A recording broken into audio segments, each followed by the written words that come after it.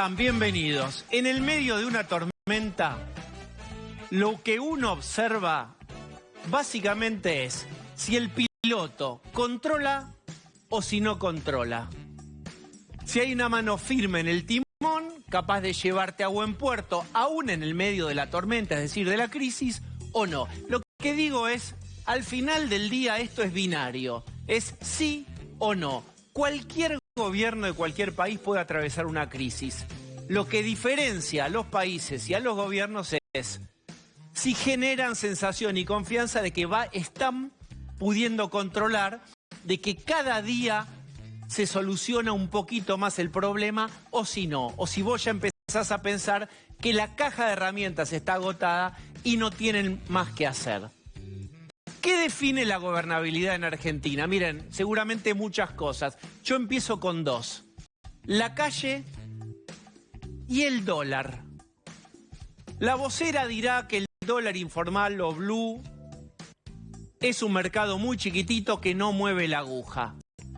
Si vos querés pensar eso, lo podés pensar. No es la realidad. Todos los que habitamos la Argentina sabemos que hay un electrocardiograma que se llama dólar informal. Desde que existe, por supuesto, el cepo, y el dólar formal y el informal. Ese electrocardiograma ahora está saltando, está muy mal. No porque esté caro. De hecho, vamos a hablar en un ratito en relación con el valor de tiempo atrás, tal vez no esté tan alto, pero ese 3.17 lo que te está marcando es que solamente en julio, es decir, en 20 días, hoy 20 de julio, subió casi 80 pesos. Hay algo ahí que muestra que no está en control.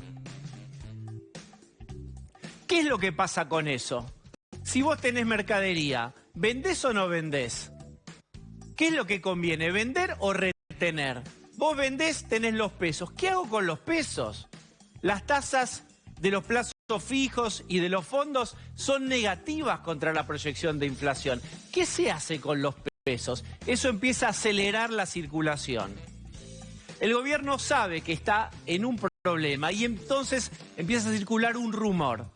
El rumor es, tal vez necesitemos que la oposición nos ayude, o por lo menos se siente. En momento de crisis, la oposición debería, dice un rumor, vamos a chequear si esto es real o no, debería tener la generosidad de colaborar. Si no, diría Cristina Fernández de Kirchner, no va a haber Argentina para nadie.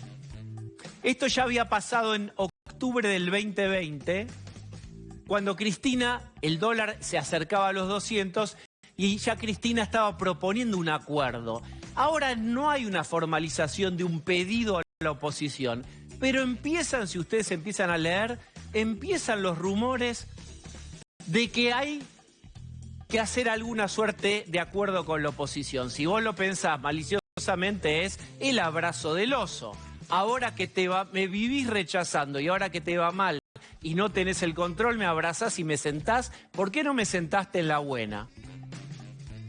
¿Son solo rumores? Bueno, si lo son, están alimentados también por esta frase del gobernador de la provincia de Buenos Aires, Axel Kicillof. Escuchen. Me parece que quienes no tuvieron ni pandemia ni guerra, y así todos rompieron todo, me parece que hoy deberían tener un poco más de humildad. Nadie dice que tienen que hacer, ellos a veces nos dicen barbaridades a nosotros. Yo no quiero decir ninguna barbaridad. Solamente le pido respeto a un pueblo que sufrió sus políticas. Solamente les pido conciencia y responsabilidad cuando se ponen a hablar desde la tele. Y solamente les pido coherencia cuando vienen a decir que van a hacer exactamente lo contrario que hicieron cuando tuvieron la oportunidad. Simplemente eso. No pido nada más que eso. Nosotros no somos ni del odio, ni de la agresión, ni de la violencia. Pero creemos que la única verdad es la realidad. Y 4 años vivimos de esa desgracia. Y hoy necesitamos ayuda, también de nuestra oposición. Así que eso es simplemente lo que venimos a pedir. Ahí está, ahí tienen a Axel Kicillof, que no da puntadas sin hilo en el sentido de que no diría una frase si no está calculada ahí en el final. También necesitamos de la oposición. Por supuesto, palo, palo, palo y al final pedido de ayuda. Pataki se reunió con el resto del gabinete y dio un panorama sombrío. Mañana tal vez anuncie alguna medida. Va a tener que ser una medida o un paquete de medidas fuertes. Tienen, y voy cerrando con esto, que dar una señal. ¿Cuál es la señal? Señal de confianza. De alguna búsqueda de equilibrio, de restricción del gasto, de mostrar un plan. Seguramente en un mundo que no existirá debería estar sentada ahí Cristina Fernández de Kirchner, Alberto Fernández, la ministra, los tres bajando una idea clara que al menos, si el mercado no adhiere del todo, por lo menos que tenga la seguridad que ahí está Cristina Fernández de Kirchner avalando con su presencia esa política. Eso no se va a dar. Y voy a grabar este cuadro de situación, que es en el medio de la necesidad de controlar la emisión y el gasto, porque la plata ya está circulando a velocidades peligrosas, aparece el otro punto que yo formulé al inicio de el peligro de la gobernabilidad, es perder la calle, que una parte de la calle se te ponga en contra. Miren ustedes lo que dijo alguien muy próximo al kirchnerismo, muy próximo a Cristina Fernández de Kirchner y que había estado muy próximo a Alberto Fernández. Mientras hay que restringir la emisión, Grabois pide que salga el salario universal y lo dice de modo muy aguerrido. Miren ustedes. Entonces, Alberto, que por lo menos no esté abajo de la línea de indigencia. Mirá lo que llegamos a pedirte que no haya extrema pobreza en uno de los países más ricos del mundo. Que todo el mundo tenga arriba de la canasta alimentaria. Si no hay para que salgamos de la pobreza, por lo menos que no haya indigentes. Es una cosa tan elemental que yo no entiendo por qué no se dan cuenta que no es política, la puta madre. Es obvio que esto no da para más. ¿Para qué te pusimos ahí? Para que haya menos pobreza, no para que haya más. Es matemática, hermano. Queremos que haya menos pobreza, no que haya más pobreza. Y si no te gusta el salario universal, inventa otra cosa. Trae una propuesta mejor. No nos vayas a decir que hay que calmar a los mercados. Vení y calmarlo a nosotros, porque vamos a hacer 5.000, 200.000, no sé cuánto. Pero hay algunos gauchos acá y algunas gauchas acá que estamos dispuestos a dejar nuestra sangre en la calle para que nos siga viendo este hambre en la Argentina. Bien, ustedes tienen ahí a Juan Grabois diciendo: hay que tranquilizar a los mercados, Alberto, nos vas a tener que tranquilizar a nosotros porque acá está en juego también lo que pondríamos, nuestra sangre. Tironeado el gobierno de los dos lados. Insisto con esto, Grabois es muy próximo al kirchnerismo y está en su momento, está dando su gran batalla. No recuerdo personalmente haber visto un acto público con Grabois en semejante registro. Voy a presentar a quienes me acompañan. Está Pablo de León. ¿Cómo te va?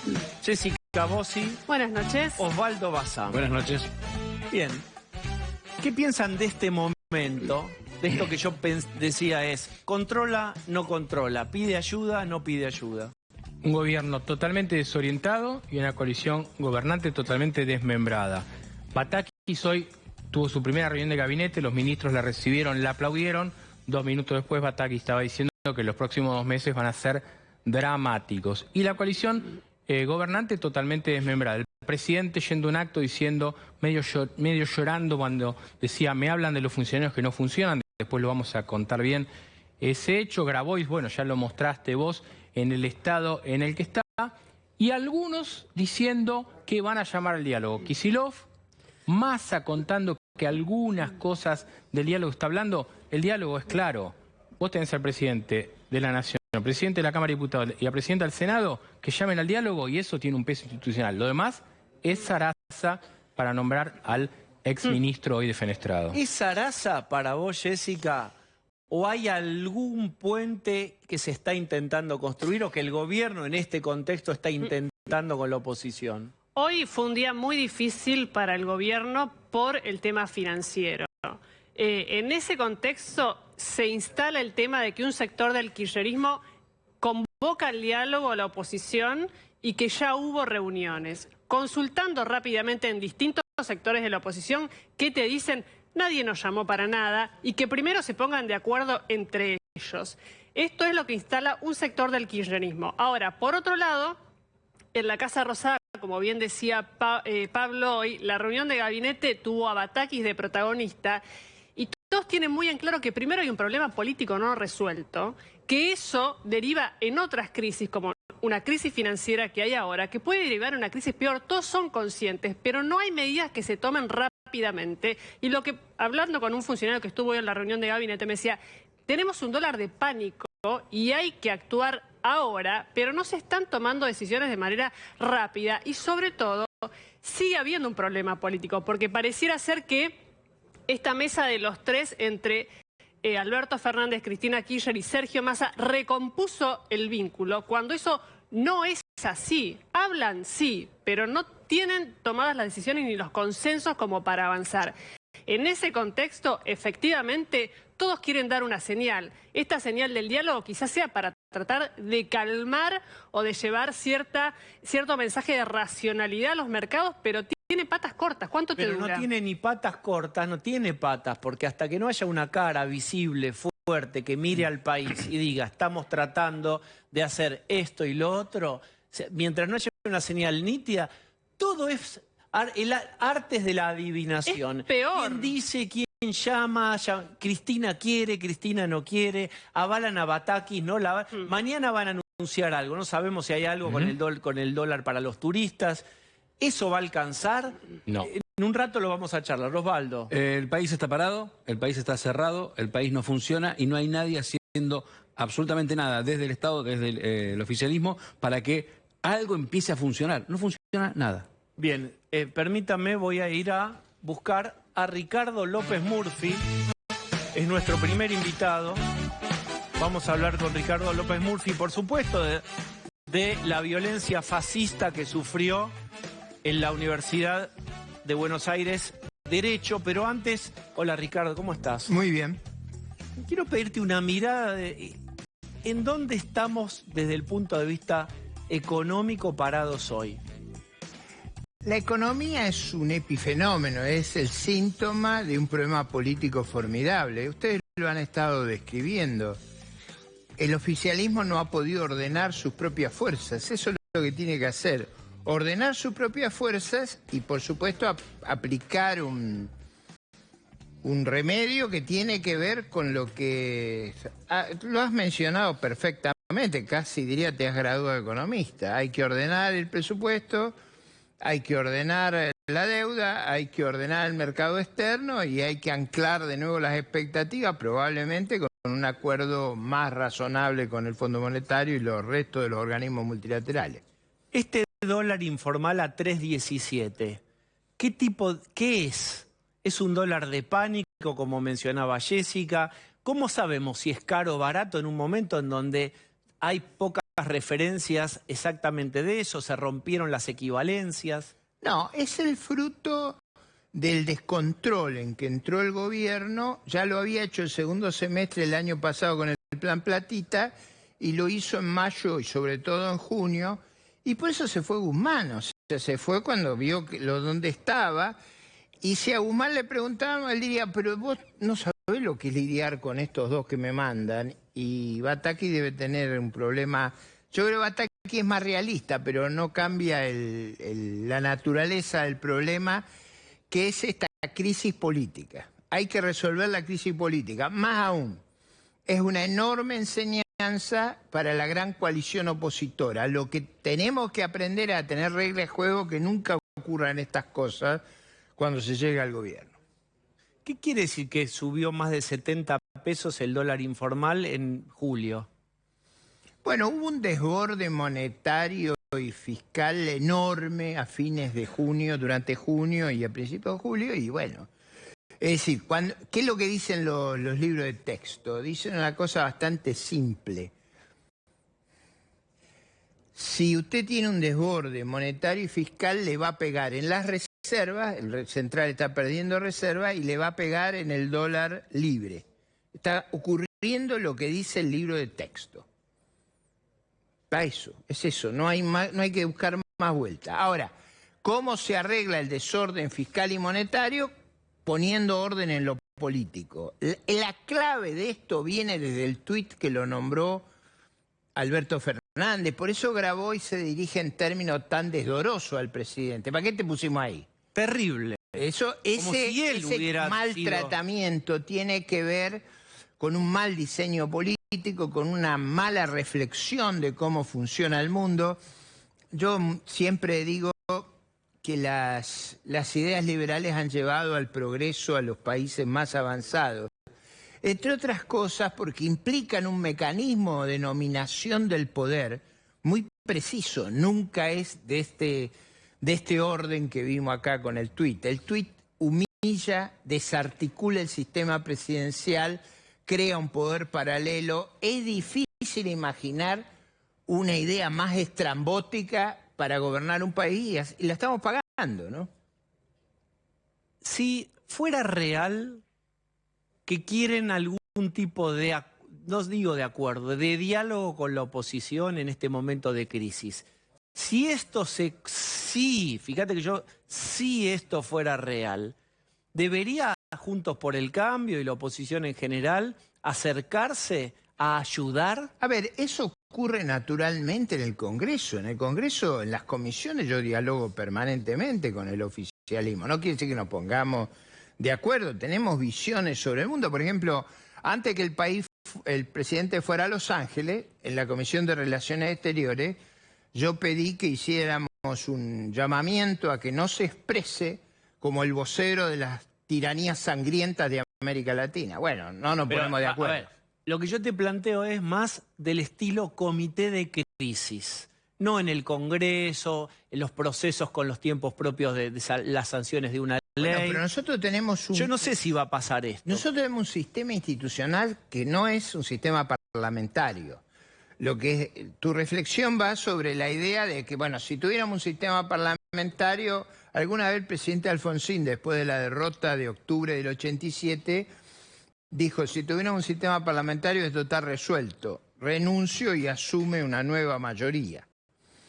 Eso no está en nuestro sistema institucional. Acá hay que arreglárselas como es nuestro sistema institucional. Por eso hay que ser tan cuidadoso con las reglas que aplicamos. Porque nuestro sistema institucional, que tiene ventaja, tiene desventaja. Una, que este diálogo a mí me resulta inverosímil en los términos que Kicillof se expresó. O sea, por tu formación como psicólogo, no empezarías una relación amistosa insultando a tu contraparte. Es decir, no sigue ninguna regla de asesoramiento. Yo creo que yo siempre digo que al lado de los presidentes necesitamos psicólogos y psicoanalistas para que los ayuden a reflexionar y a no perder la mesura, a tener templanza, a poder observar los hechos con más racionalidad. La última y de modo insistente, si recibieras vos personalmente un llamado, insisto yo no sé si esto va a ocurrir, si te llamaran, ¿irías a algún tipo de diálogo? Pero el que lo tengo todo el tiempo con ellos, o sea, nunca al revés. Yo he corregido hasta la carta de intención, porque se equivocaron en las traducciones, no en cuestiones menores. ¿Cuál carta de intención? Con el Fondo Monetario. El ministro anterior decía que era una cosa rara que yo leía la versión en inglés y en español. Y me dice, ¿por qué lee las dos versiones? Por esto que pasó ahora. En una dice una cosa y en la otra dice otra. Bien. Eso está grabado en un debate en el Congreso. Es decir, no es que no hablamos. El problema es que hay que entender la naturaleza del problema político de esta coalición. Bien, con esto yo planteo medio que siempre lo mismo. Con este elenco, estos actores y actrices, falta 1 año y medio de gobierno. Con este elenco, ¿qué podría hacer, qué podría anunciar Batakis mañana en un sentido positivo y que tranquilice al mercado y los dólares, etcétera?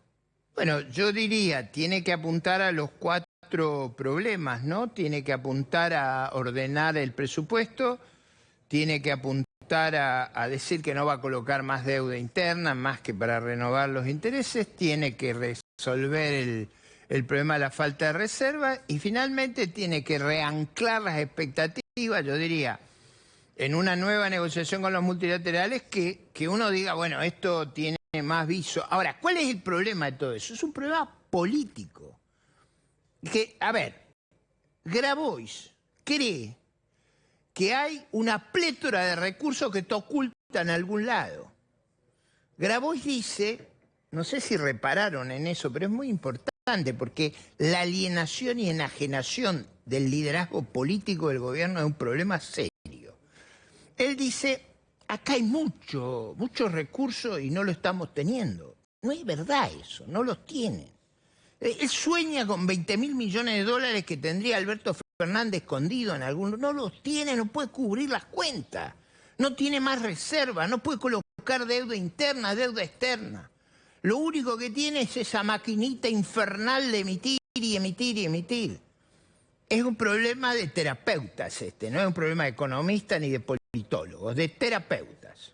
A 24 horas de, vamos a llamarlo, la acción fascista que te hizo condicionar ayer, veamos las imágenes de lo que pasó en Derecho. Esto fue ayer con López Murphy. Venimos a hacer acá una manifestación pacífica pública. ¿Cómo que pacífica si no dejan entrar al salón? ¿Y respetó el presupuesto educativo en el 2001? ¿Vamos a respetar la libertad académica o no? Yo estoy dispuesto a contestar las preguntas que ustedes quieran. Proponemos que la charla se haga acá, así es visible a los estudiantes que pasan y no que se escondan en el salón. No, pero si no me voy a esconder, ¿usted me vio esconderme alguna vez? Sí, desde que en el 2001 se está escondiendo. Ahora sabe. No es verdad, no es verdad. Viajo todos los días. Mire, viajo todos los días en colectivo como no lo hace jamás ninguno de los días.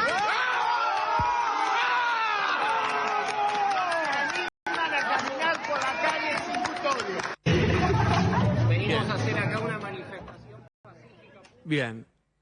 24 horas después, ¿qué te quedó de esa escena?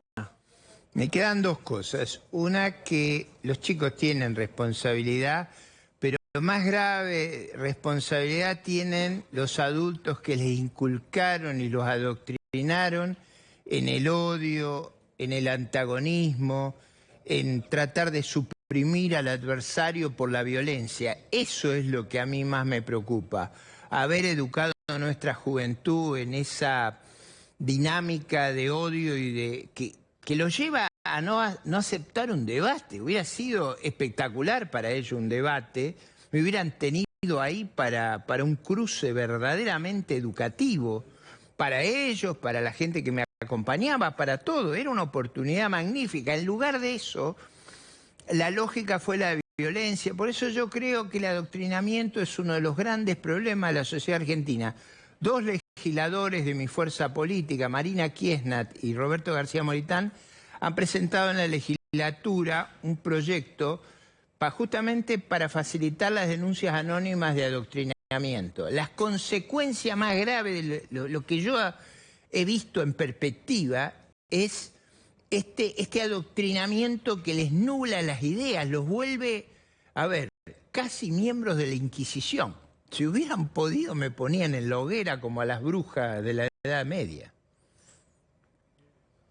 Eso me queda, la gran responsabilidad de los adultos, de los que adoctrinan, de los que enseñan y predican el odio.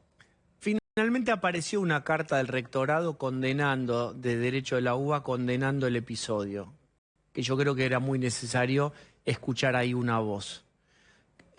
Vos podés contar para la nueva generación breve, porque digamos, lo has contado muchas veces, pero te han querido asociar, bueno, te han asociado con este recorte de aquel periodo tuyo del 13%. No, eso no es cierto. Bueno, yo sé que como has cantado este tango muchísimas veces, no. pero digamos, podés voy a dar poner en contexto, porque la Argentina es circular. Un ministro de Planeamiento del Uruguay hoy publicó un tuit, se llama Javier de Aedo. Él narra los debates nuestros, supongo que pensando en los debates de ellos. Básicamente el país tenía que corregir en una medida muy menor su presupuesto. Nosotros estábamos planteando 0,6 del producto, mucho menos lo que tiene que anunciar Bataki. Esa medida lo que apuntaba era consolidar un esfuerzo de modo de poder atravesar una gran adversidad que había en los precios internacionales, en las tasas de interés mundiales y sobre todo en Brasil. El programa era muy moderado porque lo que buscaba era recomponer la confianza. En educación la corrección era 2,5% de un presupuesto que había subido en dólares 100%. Era una cosa mínima. Ahora, no era mínima porque sí, era mínima porque si recomponíamos la confianza íbamos a estar en condiciones de soportar esa borrasca. Estábamos en aguas borrascosas. Yo te estoy preguntando esto e invitándote a que lo cuentes como lo contaste, porque en la reiteración de Argentina, si llegara a ganar Juntos por el Cambio, vos mismo, Batakis mismo va a tener que hacer alguna corrección y va a haber que explicar de qué se trata lo que hay que hacer y por qué hay que hacerlo. Absolutamente. ¿Qué falló en ese momento? ¿No se comunicó bien? Se comunicó pero fue manipulado y se instaló que vinieron a recortar y ajustar. No. Yo creo que había un problema en el liderazgo, no digo en el presidente, en el liderazgo de la coalición oficialista para percibir los riesgos que se avecinaban. O sea, por eso cito el tuit de Javier de Aedo, que lo sugiero fuertemente, porque él tiene mucha experiencia en el gobierno.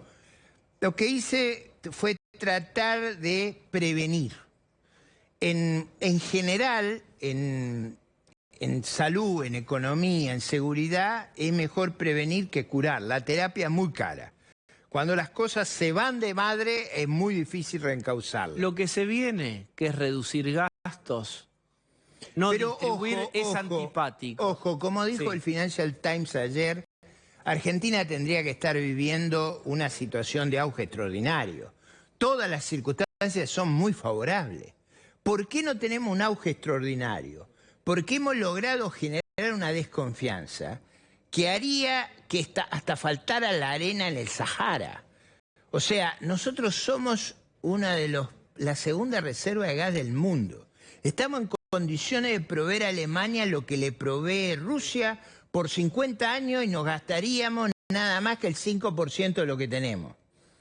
Esa es la potencialidad argentina. No, bueno, pero eso yo te tiene quiero que preguntar, ver... ¿qué aprendiste de aquellos años a nivel comunicación o implementación de una medida de recorte?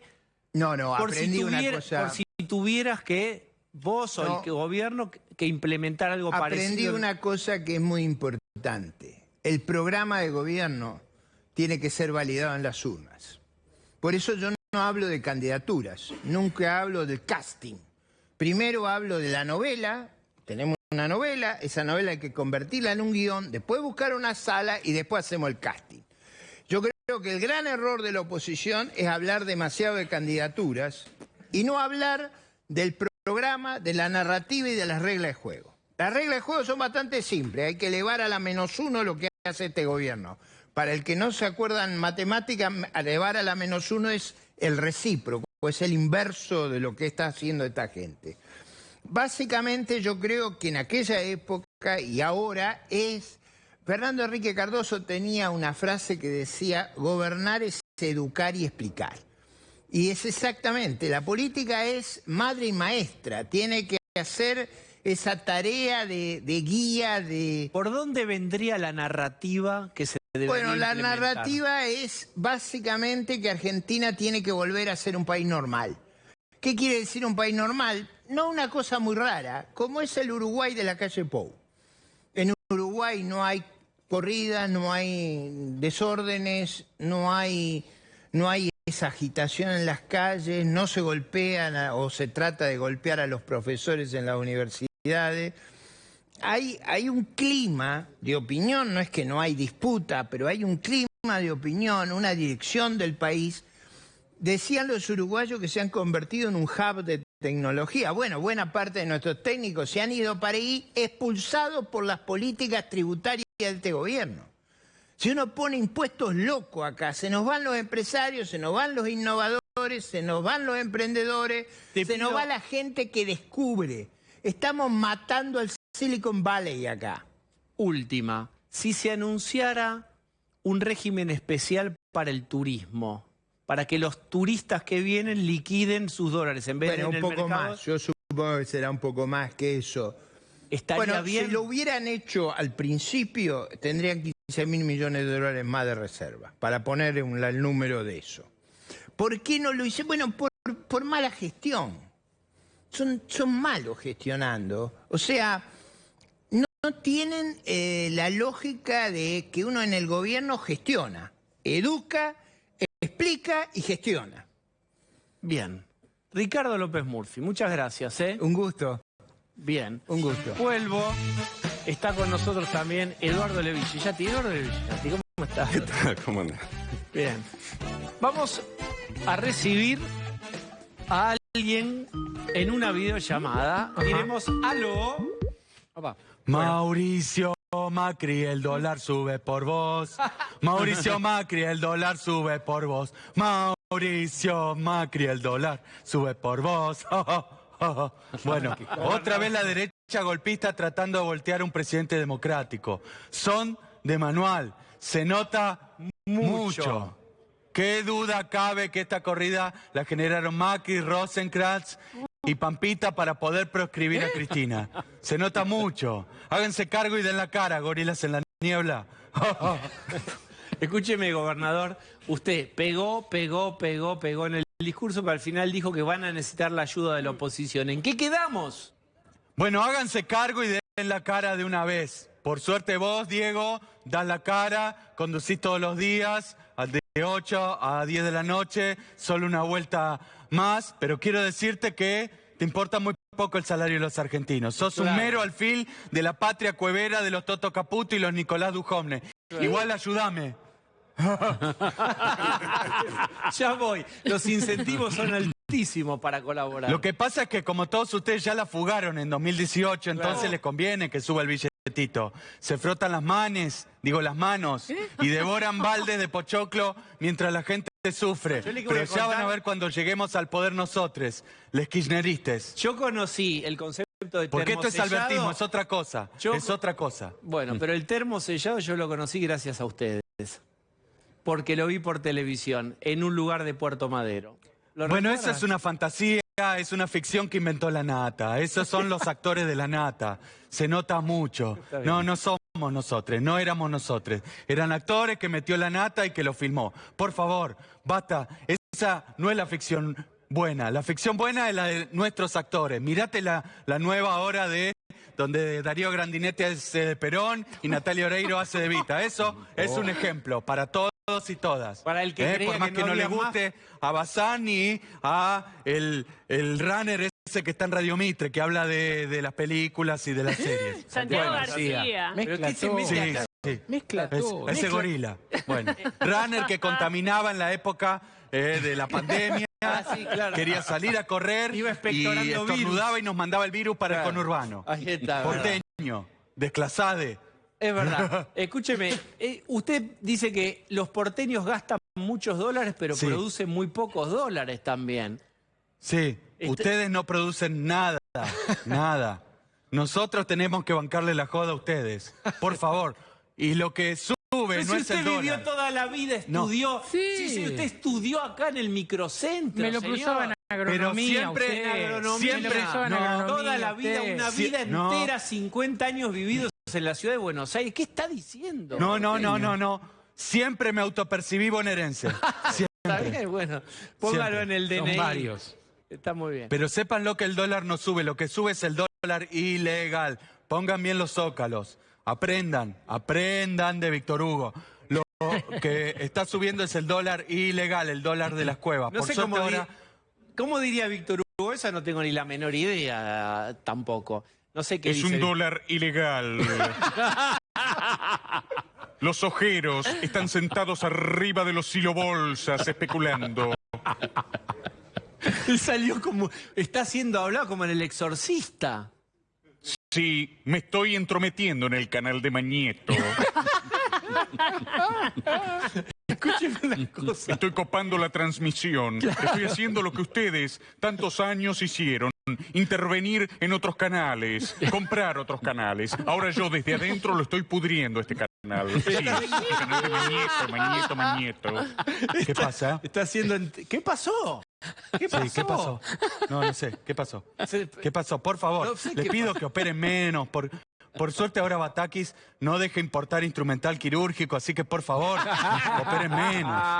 Operen menos, Bueno, van por a favor. anunciar algo. Ya vieron lo que es la calle. Hoy lo cracharon a Macri en la calle. Fue Ituzaingó. Y bueno, ya un kiosquero le dijo, salí de acá, gato endeudador. Bueno, ahí está. La calle les está diciendo la verdad, por Está favor. bien. Usted- Se nota mucho. Está bien, pero grabó y fue... Y además nosotros como oposición, mientras la gobernadora estaba en París, jamás tiramos nafta al fuego. Fuimos responsables, pusimos el hombro. Bueno, ahora ayúdennos, dennos una mano, por favor. Además, Alberto es de ustedes. Alberto Claro, es sí. Sugo. No, Sugo. es de ustedes, Alberto es de ustedes, Alberto es de ustedes. Ustedes lo elogiaban en la época de las filminas, es de ustedes. No. Alberto La es de época- ustedes. No. Háganse cargo del cuando monstruo que empezó que le construyeron. estábamos ganando a Chile, No. a Suecia. Háganse éramos- cargo del monstruo que construyó Nelson Castro cuando lo invitaba al Juego Limpio. Es de ustedes, Alberto, es de ustedes. Lero, no escucho nada. Lero. Es todo de ustedes, lero. Bueno, escúcheme una cosa. Finalmente Sí. le pregunto, a nivel confesional le pregunto, ¿usted se puso celoso cuando Cristina recibió a Melconian? No, para nada. Para nada. Hay que saber cómo piensa el enemigo para derrotarlo. Ah, bueno, eso decía el bueno. Che Guevara. Ah, bueno. Primero hay que amar al enemigo y después derrotarlo. Para eso. Así que me pareció muy bien y además le bajó el precio a Melconian. Porque ahora no puede vender ninguna conferencia más. Tiene que bajar, está devaluado. Te dio el abrazo del oso la jefa. Melconian, abrazo de los nuestros. Muchas gracias, gobernador. Gracias a Víctor Hugo también, ¿eh? Chau, porteñes. Chao, adiós. Bueno, muy bien. Está Eduardo Levillellati. ¿Qué puede pasar mañana, digamos? ¿Podría ayudar un desdoblamiento con un dólar turístico? Vos sos turista y vení, danos tus dólares aquí al Banco Central y te pagaremos X. ¿Cómo sería eso? ¿Cómo te imaginas que se puede armar eso? Mañana no va a pasar. Bien. Mañana, vos decís, en el futuro cercano. Estos son como pequeños pasos para blanquear algo que de facto existe hace un tiempo, que es que tenemos un mercado dual de dólar. Y como decía recién López Murphy, dada esta situación, casi que lo que conviene es explicitar el mercado dual y tener un dólar comercial y un dólar financiero para otros usos. Pero ¿cómo sería? A ver en lo concreto. Da ejemplos. Hay un desdoblamiento cambiario, se llama eso. Sí, vos cuando pagás con tarjeta te hacen un dólar en particular, te aplican cosas, te cobran un dólar en particular, te aplican dos gravámenes, el solidario, una percepción y un turista, dólar, sí, no importa. Seteas los sistemas de manera que cuando pague el extranjero, cuando paga un dólar, eso se equivale a un número de pesos que son básicamente otro tipo de cambio. Igual o mayor a, no sé, 3.17.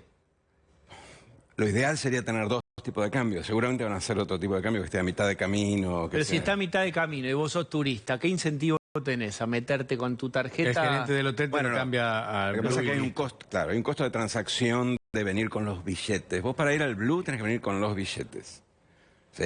Entonces tenés que viajar con cash. Los turistas no viajan con cash. Exactamente. En ninguna parte del mundo. Los Salvo uruguayos... que te digan que tus cash va a valer el doble. Hacé el No, esfuerzo claro. y lleva en la media porque te rinde el doble. Me imagino que los de los países vecinos vienen con cash, pero los tipos que tienen que alquilar un hotel vía bookings o que vienen de Estados Unidos o de Europa, vienen con la tarjeta, algunas cosas los hacen pagos online. Ya lo saben, los tutoriales que hay en YouTube para viajeros, los que usan habitualmente los viajeros, cuando son viajeros que están recomendando venir a Argentina, dicen, hay algo muy raro, van a pasar por una calle y les van a gritar que quieren cambio, háganlo ahí.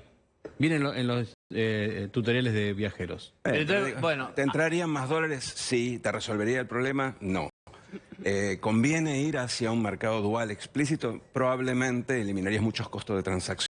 blanquearías algunas cosas, ordenarías un poco esto que es tan caótico, que es que el productor, el importador que importa para producir hoy no sabe qué le va a tocar. Porque como hay racionamiento, vos no sabés si cuando tengas que comprar los insumos para recuperar, para reemplazar stock, vas a ir por el oficial o por el paralelo, o mitad por el oficial, mitad por el paralelo, porque te van cerrando en función del día, en función de los cupos. Entonces, con el desdoblamiento de alguna forma ordenás eso. Es maquillaje, pero por lo menos ordena este lío. Pero el desdoblamiento puede generar mayor inflación en este sinceramiento, porque digamos, tiende a ser... No creo, no. O sea, para el turista definitivamente no. No, para el turista no. En términos del traslado del tipo de cambio a los precios, sí, a esta altura yo diría que tampoco, porque el importador, como no sabe si no le va a tocar finalmente comprar a precio paralelo, empieza a indexar parte o toda. Mirá que esto ya pasó en un gobierno anterior, de los precios ya están en el valor del informal y hubo un salto devaluatorio. ¿A qué gobierno te estás refiriendo? Al gobierno anterior, digamos, cuando se levantó el cepo. Hubo ahí... No, pero ahí no estaba. Los precios ya estaban descontados, claro, y hubo un salto. Yo no digo que no es que había que hacerlo, no critico eso, pero digo... Yo, de hecho, participé en ese debate y lo que decía es precisamente eso, que no estaba anclado en el dólar blue. En esa época no. Ahora no tenías y el año pasado tampoco.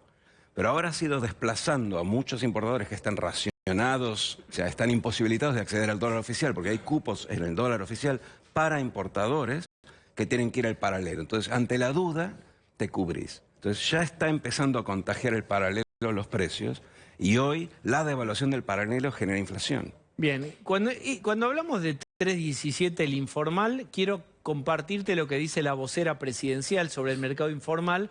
Esto lo escuchamos por el mero hecho de ser argentinos y tener unos cuantos años, 5 millones de veces. A ver qué dicen. Obviamente comprendemos y tenemos absoluta empatía con la situación de la sensación de incertidumbre que generan las informaciones alrededor del dólar blue y de cómo se maneja ese tipo de información. Creemos que efectivamente no tiene impacto en la economía real, pero es la ministra la que va a comunicar los temas económicos después de la reunión de gabinete económico. Muchas gracias. Yo casi estaría tentado de preguntarte, ¿para qué dicen que no tiene impacto en la economía real si a todas luces sí tiene impacto? Es una pregunta retórica. No sé para qué lo dice, hay que preguntarle a la vocera. Supongo que para llenar el espacio.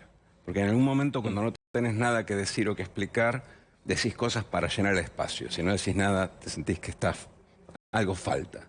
Pero yo no creo que ni ellos crean que eso que están diciendo es verdad. Hay que aclarar que hay dos dólares paralelos. Hay uno que es el blue, que es ilegal en sentido formal, y después hay un dólar que es el dólar financiero, que es al que van la mayoría de los importadores cuando no pueden importar por el dólar blue, que es perfectamente legal. Los dos influyen. El paralelo influye más en los precios, el blue influye en la percepción de ingreso real que tiene la gente. La gente cuando ahorra en dólares tiene que ir al blue. El dólar turista, sin duda que, y obviamente vos sos un especialista, está claro que va a suceder eso, pero me parece que las medidas que tiene que anunciar mañana, porque decimos que va a haber anuncios, porque hoy Batakis dijo que mañana se reunía el gabinete económico y de ahí tienen que salir medidas. Me parece que el problema está fundamentalmente en el tema de la inflación. Yo voy a poner un ejemplo. Alguien quería comprar la semana pasada una canilla para su casa, 30.000 pesos. ¿Cómo una canilla? Una grifería. Una grifería, 30.000 pesos. Se fue a mirar, hace 2 días estaba 60.000. Dudó un día más en comprarla, hoy estaba 75.000. Estoy poniendo un ejemplo de los precios de alguien que se metió a comprarse una casa y hoy quien está o arreglando una casa o refaccionándola está desolado porque todo se le fue al diablo. Entonces yo lo que digo es, tienen que tomar una decisión, tienen que tomar decisiones económicas y políticas para resolver esto. Porque digo, lo del turista podemos discutir, podemos debatir, podemos analizar, pero me parece que el problema profundo es que el dólar se fue. Batakis arrancó con 260 el blue, hoy está en 3.17. Acá hay un problema de desconfianza. ¿Hay conciencia de crisis? Porque lo que dice Pablo es que ya no hay, están frenadas las transacciones, o por lo menos ralentizadas. Sí. ¿Por qué? Porque un señor el que vende grifería, a lo mejor se quiere cubrir, no sabe el valor de reposición. De la otra. Y entra en una subasta, digamos, como hay poca grifería y hay un montón de gente que se quiere sacar peso de encima, y dale, cambiemos el baño. ¿Qué vamos a hacer con los pesos? El que puede, por supuesto. Claro. Y ahí el señor entra a subastar el pack de grifería. Eso hay que frenarlo de algún modo. Pero lo que dice Pablo es, cuando vos tenés fiebre, tómate un Sudafed. Ese es el síntoma, pero no el problema. La razón por la cual hablamos de los dólares de los turistas o de cualquier otro ingreso de dólares es porque la falta de dólares te está mandando a los importadores al dólar más caro, y esto está desequilibrando todos los planes de reposición y hace que indexes de más para no quedar del lado negativo de la... Pero entonces, bajar la inflación no es una política. Recuperar reservas, disminuir la presión cambiaria a partir de ciertas medidas, bajar el déficit, desdoblar el tipo de cambio, esas son políticas. Lo que pueden anunciar son políticas, pero que te anuncien que van a hacer guerra contra la inflación, eso no es una política. No, bueno, pero el presidente hoy habla, y estaría bueno para ahí si lo vemos cuando quieras vos, hablando contra los especuladores. Basta de hablar contra los especuladores, eso demuestra que no tienen una sola medida, porque ¿cuántos presidentes escuchamos hablar contra los especuladores? Ahora yo digo si hay especuladores, digan quiénes son, den el nombre, el apellido, el quit, ciérrenselo si son especuladores en serio, pero no tienen un solo elemento político. Están diciendo que son especuladores. Janina, nuestra productora, tiene todo. Pidan lo que quieran ustedes de su casa. A ver. ¿Saben cuál es mi mejor anhelo? No es ser el mejor presidente de la Argentina, es ser el presidente del mejor país del mundo. Eso es lo que sueño. Eso es lo que sueño. Eso es lo que sueño. Obviamente sé que tengo que poner todo mi esfuerzo como presidente, como día a día lo pongo. Y tengo que luchar contra los que especulan, contra los que hacen las cosas más difíciles, todos los conocemos. No dediquemos mucho tiempo porque después los diarios se dedican a eso y no se dedican a todo esto, a todos los que están trabajando, a todos los que estamos construyendo, a los que están recibiendo un crédito y empiezan a construir su casa mañana.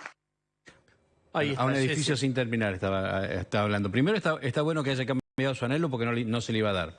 Pero volviendo a lo que decíamos antes con respecto a los dólares, la paradoja que se va a dar si pasa este asunto de los dólares turistas es que a los turistas por cada dólar que traigan le van a dar 317 pesos. Pero al productor del campo, por cada dólar que pone, le van a dar 90 pesos. Y al argentino que esté trabajando de acá para afuera, por cada dólar que reciba le van a dar 130 pesos. O sea, es un sistema que beneficia al turista que viene de afuera, que consigue los dólares, pero que sigue perjudicando a la producción argentina. Es un buen... Ahí voy a Jessica, pero acá hay algo. ¿Qué decís de lo que dice Osvaldo, que es verdad? Que es, entiendo que se necesitan dólares, pero ¿por qué a ese señor sí le pagás 3.17 y a mí me haces, por decir que es una renta extraordinaria o lo que sea, me sacás la cantidad que me sacás, o el que exporta servicios? Bueno, porque los dólares de los exportadores se los apropia el sector público mediante el requisito de liquidación. Entonces los dólares de los exportadores, el kirchnerismo los ha considerado siempre propios. No del que lo hace. No por las retenciones, sino porque los exportadores están obligados a venderlos a la tasa que vos le fijas y después a recomprarlos a la tasa que vos le fijas, que es distinta, que es la paralela. Entonces, desde el punto de vista del gobierno, esos dólares son tuyos, te los van a liquidar al tipo. El campo desde el que los trabaja es del Estado. No, pero lo que dice él es cierto. Ahora, el punto es no en contra de los dólares de los turistas, es ¿qué pasa que no ajustás el tipo de cambio? Nosotros tenemos hoy el dólar más alto a nivel mundial de hace 20 años. Tenemos una inflación corriendo, este mes posiblemente sea 8%. Me dicen que en el gobierno piensa que va a ser 8%. ¿Pero qué es lo que y tenemos una devaluación el dólar oficial? El dólar oficial, estás atrasando el dólar oficial. ¿Cuáles son los efectos? Todos creen, no sé si todos, pero que hay que ir acomodando, pero si vos levantás o corregís el dólar oficial, ¿te genera inflación eso? Te genera inflación por un lado, te baja la brecha por el otro. Hoy, atrasar el dólar oficial desplazando a los importadores al paralelo, te está generando inflación. Si 8%. Subís el dólar oficial, que es devaluar, ¿te acercás a una hiper? No. No. Vas a estar en una situación más o menos como la actual, pero con una brecha más pequeña. ¿Puede decir que no tiene costo levantar el dólar oficial? Todo tiene costo. Todo tiene costo. ¿Pero contra qué lo comparas? Claro, contra el costo peor. No con lo que estamos haciendo ahora. ¿Qué pasa si no lo haces? ¿Qué va a pasar con esta presión cambiaria si vos seguís atrasando el dólar oficial? Ahora, ¿cómo haces? Vos preguntabas antes si hay conciencia en el gobierno sobre esto. Claro que la hay. O sea, se dan cuenta que está en una crisis cambiaria, en una crisis financiera, y no están tomando decisiones de manera rápida para frenar esta escalerita ascendente. Porque esa es la preocupación, que todos los días levanta un poquito más de vuelo. Ahora, mi pregunta, y esperan a Batakis, o sea, ahora la responsabilidad, está en la ministra de Economía, que mañana tiene su primera reunión de gabinete económico. Hoy Lamens, que es ministro de Turismo, adelanta una decisión que va a tomar la ministra, y también cuando un funcionario adelanta una decisión que no se sabe si se va a hacer o no, tiene un impacto, pues estás diciendo algo que va a generar un ruido. Si vos decís puede haber restricciones, por ejemplo, y seguramente sea un llamador para ir a comprar dólares. Claro, cuando el presidente dijo... Así lo decía Matías Lamens. Lo que está claro es que la brecha cambiaria lo que hace es que el turista que llega, sobre todo los países limítrofes, acuda al mercado informal a cambiarlo. Nosotros necesitamos fortalecer las reservas del Banco Central. El turismo es uno de los principales generadores de divisas para la Argentina, y como dijimos recién, la verdad que se ha hecho un gran trabajo, inclusive durante la pandemia, para mantener al destino Argentina con buen nivel de demanda. Y bueno, ese trabajo que se hizo durante la pandemia y también en la pospandemia está dando resultados, está dando un buen resultado, pero como dijimos al principio, necesitamos que efectivamente esos dólares ingresen. Por supuesto que las medidas sean de una determinada manera u otra, a lo que apuntan es a tener un tipo de cambio diferenciado para el turista, ¿no? Que a quien lo pueda liquidar sus dólares en el mercado formal a través de tarjeta de crédito o de cualquier otro medio formal pueda acceder a un tipo de cambio diferenciado que se acerque más al dólar que tiene que ver con el dólar MEP o con el contado con líquido. Bueno, a esto lo dijo adelantándose a algo que va a ser tema de mañana, algo que se habló, obviamente se viene hablando dentro del gobierno, pero es una comunicación desprolija diciendo que algo puede llegar a ocurrir sin poder dar la confirmación oficial. Es como cuando el presidente oficial. dijo, empieza la guerra contra la inflación, Claro, 3 días antes. Sí. Digo, no hay una estrategia de comunicación. Y ahí automáticamente, antes de que empiece la guerra, todo el mundo va a remarcar. Salvo que mañana lo anuncie. Mañana lo van a anunciar, y yo te digo por qué. Porque en este momento está reunida Batakis con el presidente de la Nación. En este momento está reunida la ministra de Economía con Alberto. Previa a esta reunión, como decía Jessica, primera reunión de gabinete económico, más allá de la diaria que tiene ella. Pero está claro que mañana tiene que dar medidas. Esperemos que, si pasa lo del dólar turista, que algunos lo estaban esperando, en el Ministerio de Turismo lo estaban esperando hace una semana. Pero no es una medida muy chica. Pero por eso te digo, si esta es la medida que sale mañana, como le decía antes, no es nada frente al problema de la inflación. Tiene que haber paquetes de medida más contundentes. Quiero preguntarte por último, ¿cuál sería un anuncio, una serie de anuncios? Toma, acá está la varita mágica. Agarrala, todo es posible. Con este elenco, como digo siempre, estos actores, ese es el elenco, esta es la obra. Dentro de estas condiciones de posibilidad, ¿qué pueden anunciar para tranquilizar? Lo mismo le pregunté a López Murphy. Sí, voy a repetir lo que hizo Ricardo, porque... Está bien. Porque, fíjate lo que pasó... la pregunta, yo reputo la ¿Lo tenés grabado? Porque lo que... Pero fíjate lo que pasó. No aceptemos... Tiene que haber tiene que venir Churchill. No va a venir Churchill. No, hay que cambiar el autor de la obra, Diego. Lo que los actores son lo mismo. Tenemos un perímetro económico. Ahí es está. el acuerdo con el fondo, ¿sí? No es un programa porque el fondo no decreta programas. Bien, se suman para este segundo tiempo Lucía Salinas. ¿Qué tal? Buenas noches. Rolo Barbano. Muy buenas noches, Diego. Querido Nelson Castro, ¿cómo están? Bella noche de miércoles. En un mundo paralelo, en su agenda propia y paralela, el kirchnerismo sigue muy fuerte contra la justicia. A propósito, en un ratito, y ya está con nosotros, vamos a hablar con la doctora Arroyo Salgado. Pasaron pocos días, se cumplieron 28 años de la voladura de la AMIA y tantos temas de la justicia que vamos a hablar con la doctora. Hoy, Lucía, a la carga otra vez, varios referentes, Soria, el ministro, Mariano Recalde sobre la idea de iniciar juicio político a la Corte? Sí, porque el kirchnerismo sigue con esta idea, con este operativo de la proscripción de Cristina Kirchner ante una eventual condena en el único juicio por presunta corrupción que tiene abierto, que es el del direccionamiento de la obra pública a favor de Lázaro Báez. Ayer lo contamos un poco, pero si esa condena efectivamente llega a producirse a fin de año, eso no le impide a Cristina Kirchner ser candidata al cargo que más le interese a ella ocupar a partir del 2023. Veamos Soria lo que dijo. Es un ministro de Justicia, fíjense ustedes.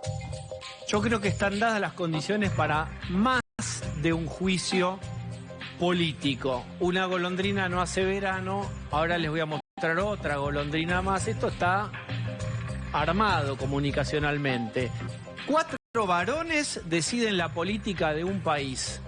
No tengo la menor duda de que deberían estar sometidos a juicio político estos 4 jueces. Por ser varones es el motivo Agrego principal. yo que no hay un nombramiento de una jueza, porque el kirchnerismo tampoco logra ahí hacer un acuerdo. Pero lo podrían además, intentar, tampoco lo sumo hacen. Un dato, el otro día lo comentamos acá. Cristina Kirchner, como presidenta de la Nación durante sus 2 mandatos, fue la presidenta que más jueces designó, 251 total en todos los fueros. Pero puntualmente los jueces del tribunal que la está juzgando por la obra pública fueron todos designados por ella. Jorge Gorini, Rodrigo Jiménez Uriburu en 2011, en 2015 Andrés Basso. Ese tribunal completo que le está juzgando, los decretos de designación llevan la firma de Cristina Kirchner. Es decir, hay una justicia que ella en algún punto armó y que no fue una decisión unilateral. Toda designación de jueces pasa por el Senado y puntualmente la designación de los ministros que integran la Corte Suprema de Justicia requieren una mayoría especial. Ninguno de los integrantes de la Corte están donde están sin el acuerdo del Senado. Pero además, lo otro que hay que tener en cuenta en esta discusión que abren sobre cómo se comporta la justicia, lo que hay que decir es que en Comodoro Pi, que es centro de las críticas del kirchnerismo, hay 9 cargos que tampoco el kirchnerismo, con todas las manos a favor en el Senado, en el Consejo de la Magistratura, por años lograron cubrir. Hay una justicia vacante que es responsabilidad de ellos. Y te doy el último número. Cristina Kirchner en el Senado que preside tiene pisados 39 pliegos de jueces de justicia que sí inciden en la vida cotidiana de la gente, que es el fuero ordinario, el fuero civil, el fuero familiar.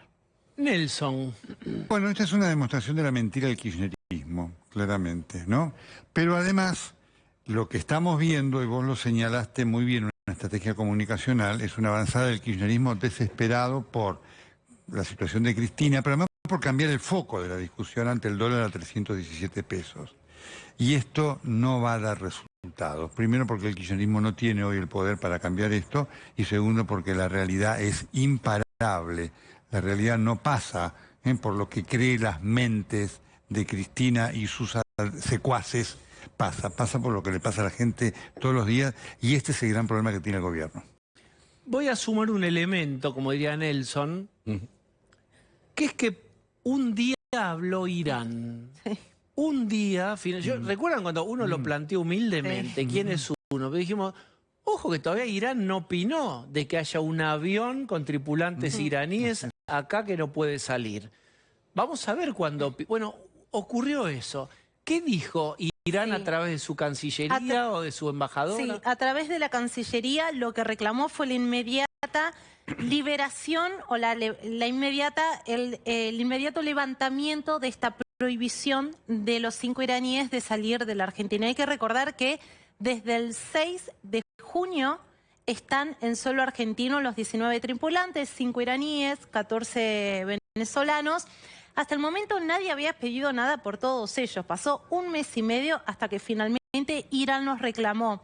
¿Qué nos decían hoy en el juzgado? Hay que esperar que la Cancillería remita este reclamo al juez Federico Villena, que es el que firmó esta prohibición de salida del país, y ahí se va a evaluar. Lo primero que tiene que hacer el juez, vía Cancillería también, es explicar por qué él decidió retenerle los pasaportes a los iraníes y por qué todavía están con esta prohibición de salida del país. Hay que recordar que lo que la justicia está investigando ahí son posibles vínculos con organizaciones terroristas. Por eso el juez considera que todavía tienen que estar en nuestro país sometidos a este proceso sin una imputación formal aún. Pero todavía no tenemos no conocemos ninguna respuesta formal de Argentina a esta voz que hoy se levantó de Irán. No, hasta el momento no. Y la palabra final sobre si esa restricción se va a levantar o no es exclusivamente del juez Federico Villena, que es el que lleva adelante esta investigación, que tiene el eje colocado sobre todo en esto. Esta tripulación, pero sobre todo los iraníes, ¿tienen algún tipo de vínculos con organizaciones terroristas? Ese es como el gran interrogante sobre el cual hay indicios, pero no certezas como dicen en la justicia. Ojo que este tema parece que hubiera desaparecido de los medios, de las pantallas, de la radio. Está ahí, ¿eh? Ahora aparece Irán y se va a reflotar esta cuestión. En el gobierno, Jessy, ¿se habla algo? No, me quedé pensando en que hay un punto importante, que la justicia no les hizo ningún cargo en su contra. No. Eso es, la verdad, es desprolijo, está mal. Si los tiene, y lejos estoy de defender el avión, que claramente estaba en una situación sospechosa y demás. No puedes tener a alguien demorado sin adjudicarle ninguna imputación, como decía Lucía, y avanzar claramente sobre un delito que se investiga.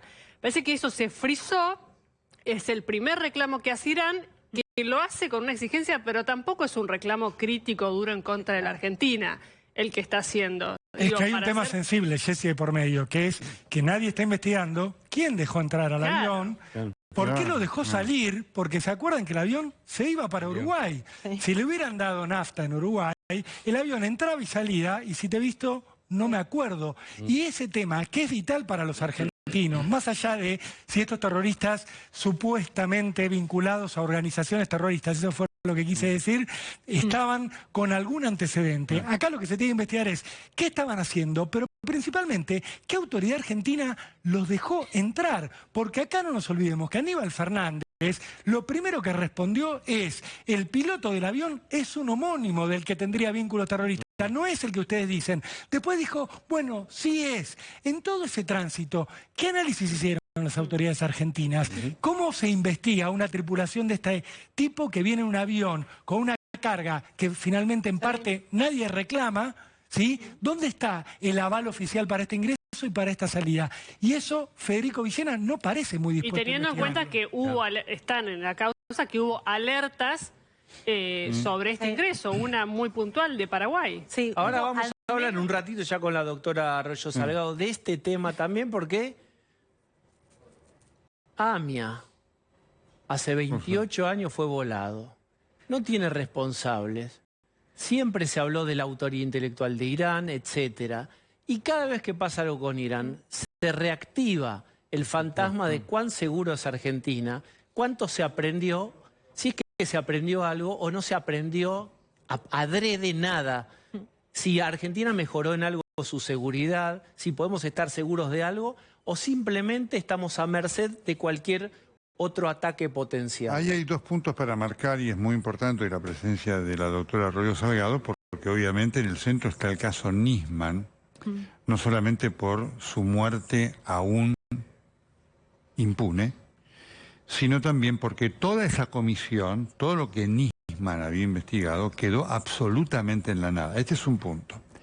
El otro punto de importancia, junto con lo que marcaban Jessica, Lucía y Rolando, es la reunión de Biden con Alberto Fernández. En los Estados Unidos el tema es de preocupación, y esta es información.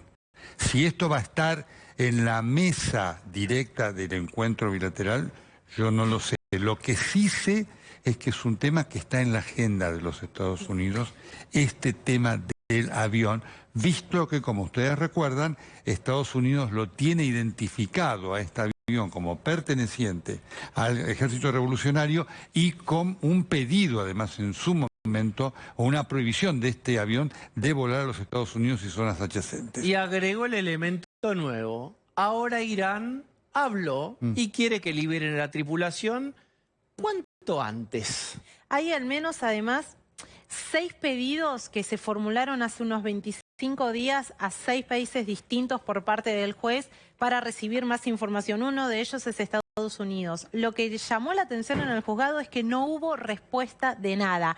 La primera información más fuerte y quizás la central que tuvo este expediente fue la que remitió el FBI cuando dijo que el piloto Hassemi, el piloto de este avión que hace más de un mes y medio está en el aeropuerto internacional de Ezeiza, tenía vínculos con Fuerza Al-Quds, que las 2 empresas aéreas que habrían hecho una primera operación comercial sobre la aeronave eran como una suerte de brazo logístico para organismos terroristas y también lo vinculan directamente a Hezbollah. Toda esta información todavía no tiene mayores confirmaciones. Esto es lo que dicen desde la investigación. Bien.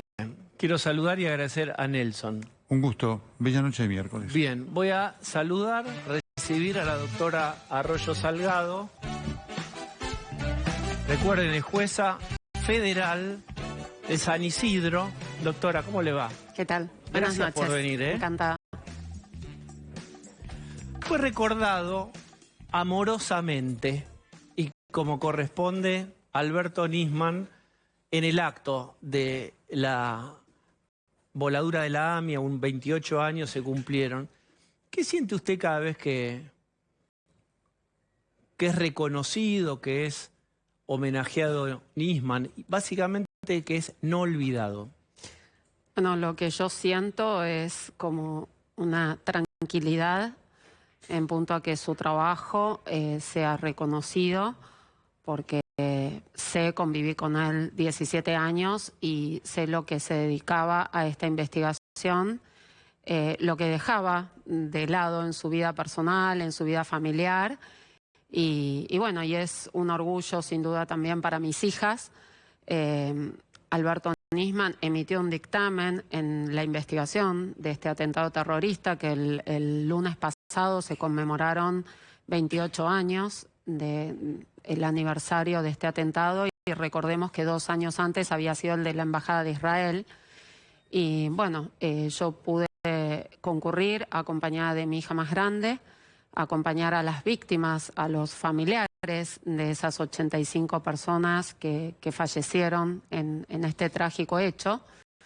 Y la verdad es que es un orgullo para mi hija y de algún modo es como reconstruir un poco tanto dolor que ellas sufrieron por la pérdida de su papá, el ver que su muerte no fue en vano, que de algún modo se reconoce el trabajo que él hizo, porque como le decía, él emitió un dictamen donde él declaró la responsabilidad de una importante cantidad de funcionarios del régimen de Irán y solicitó al juez, quien le dio curso al libramiento de las alertas rojas para las capturas de estos iraníes cuando ellos salieran de su país, cosa que sabemos que está sucediendo y que, bueno, lamentablemente los fiscales que ahora quedaron a cargo de esta unidad especial, no sé por qué razón, si tal vez carecen del conocimiento ex ante del viaje de estos funcionarios, pero bueno, por lo que se ve no han tomado medidas para que efectivamente esa detención sea cumplida por Interpol. No obstante que se encuentran vigentes, ¿no?, las alertas. ¿Qué es lo que no está ocurriendo y debería ocurrir?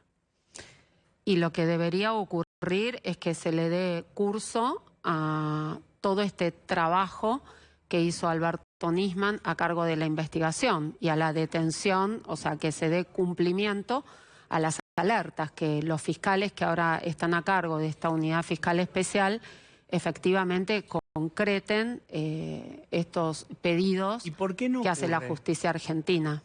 ¿Por qué no ocurre? Desconozco, creo que las víctimas en general no están teniendo respuesta en punto a mayores avances en la investigación de este atentado terrorista que todos sabemos las dimensiones que tuvo. ¿Está avanzando la investigación por la voladura de la AMIA?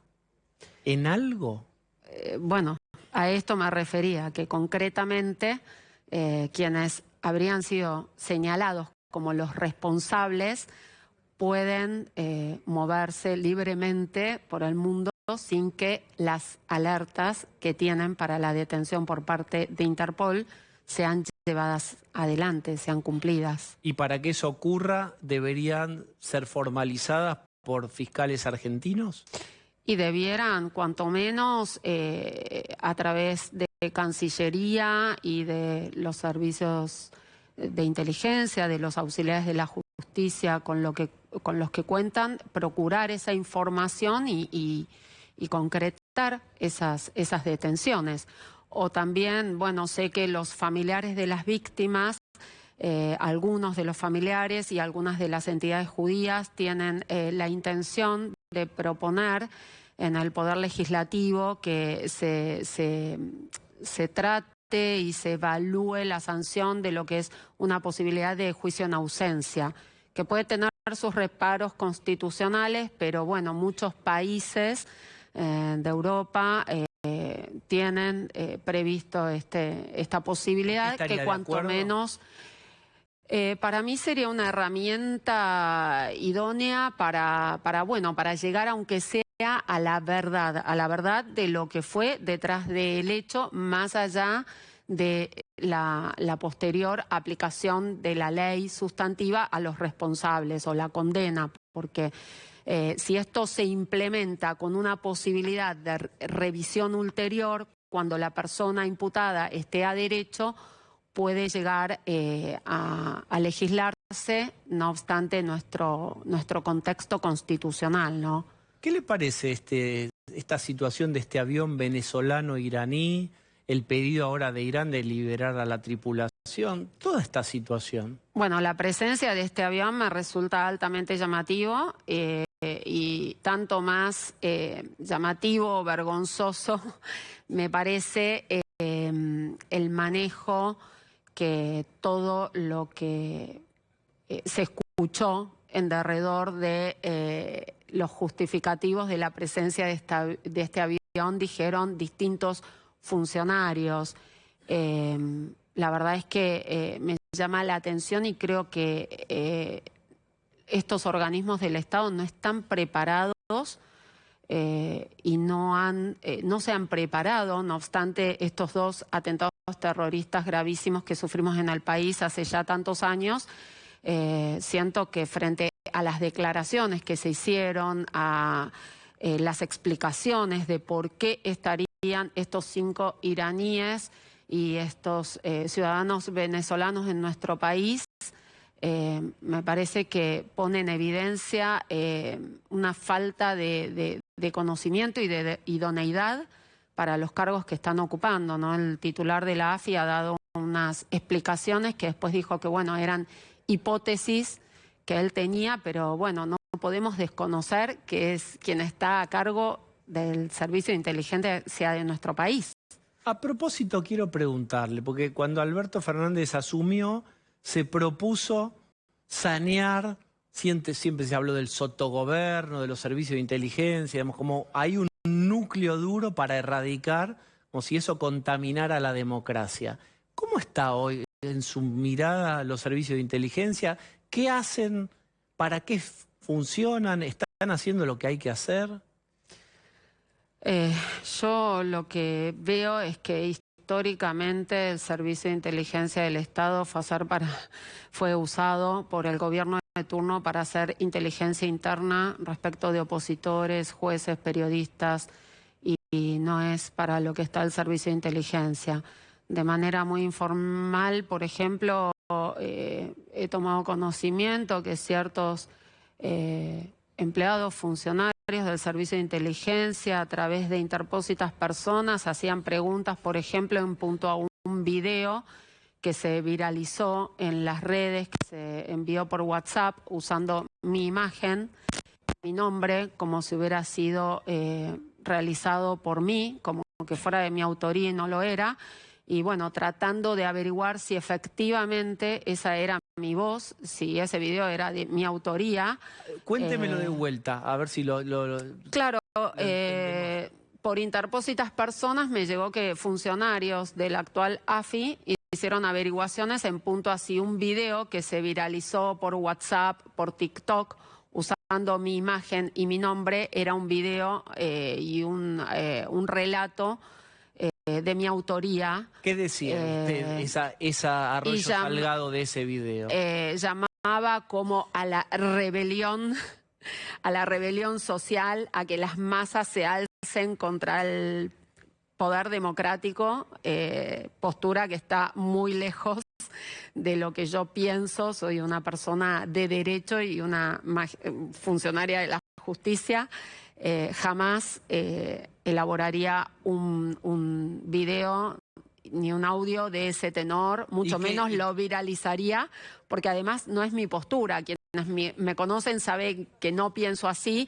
Incluso en un tramo del texto dice sí se puede, que me parece que es como una alineación con un speech de uno de los partidos políticos, y yo no tengo ningún tipo de afiliación ni pertenencia a ningún partido político, pero me parece que estas averiguaciones en punto a si ese audio y ese video era de mi autoría es hacer como una especie de inteligencia interna para informar a no sé quién. A ver, ¿la están espiando?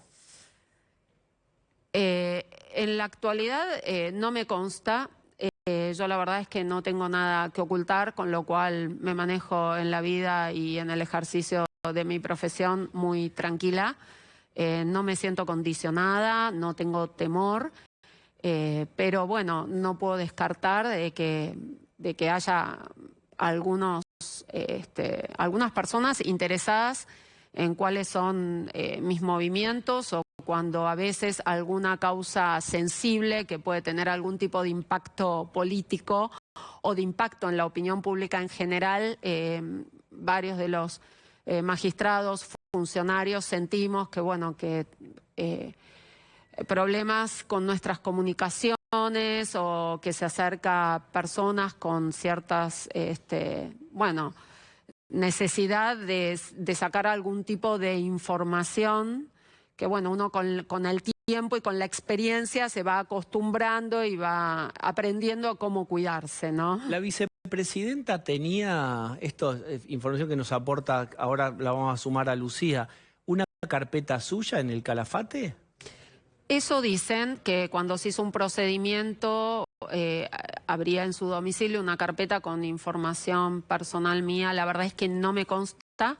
La verdad es que yo tampoco me presenté en ese expediente judicial para actuar como parte querellante, ni me sentí víctima, porque la verdad es que no me siento víctima de esa situación. O sea, no me consta que efectivamente tenga esa carpeta.